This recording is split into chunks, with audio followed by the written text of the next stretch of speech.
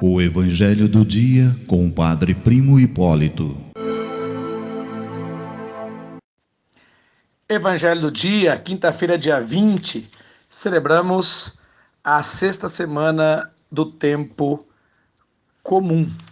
O Evangelho que vamos partilhar é de Marcos, capítulo 8, versículos 27 a 33.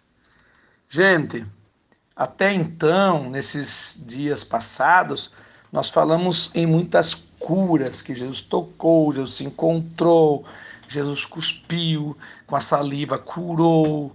Nós vimos processos de curas, né? Mas o evangelho de hoje é aquele, como eu digo, né? O evangelho clássico, em que Jesus agora vai para Cesareia de Filipe e no caminhar, ou seja, na missão, ele faz a pergunta. Talvez chegou a hora de fazer a pergunta.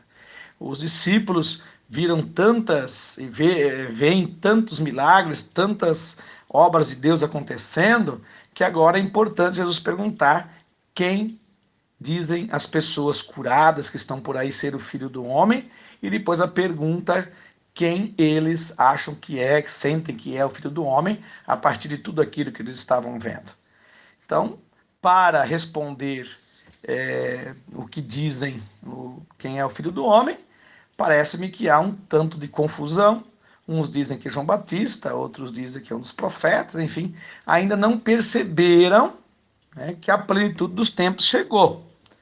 E depois a pergunta pessoal, a pergunta para a comunidade. E vós, quem dizeis que eu sou? E daí Pedro responde, tu és o Messias, o Filho de Deus. Né? E interessante também que esse evangelho conta uma coisa muito interessante e muito profunda. As respostas também que Jesus é o Filho de Deus como Pedro a deu, ela é verdadeira, mas ela não pode ser apenas uma palavra morta. Ela precisa ser verdadeira de fato, nas nossas atitudes, no nosso dia a dia. Veja que, quando Jesus fala que vai exercer o seu ministério em Jerusalém, o que Pedro diz? Você vai fazer o que lá, Senhor? Vai morrer lá para quê? E o que é que Jesus responde para ele?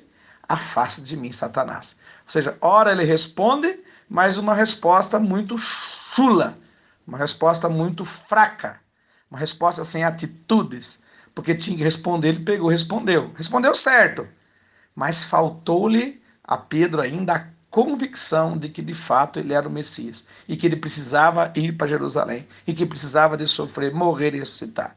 Mas Pedro ainda não tinha entrado dentro desse processo. Vai entrar depois.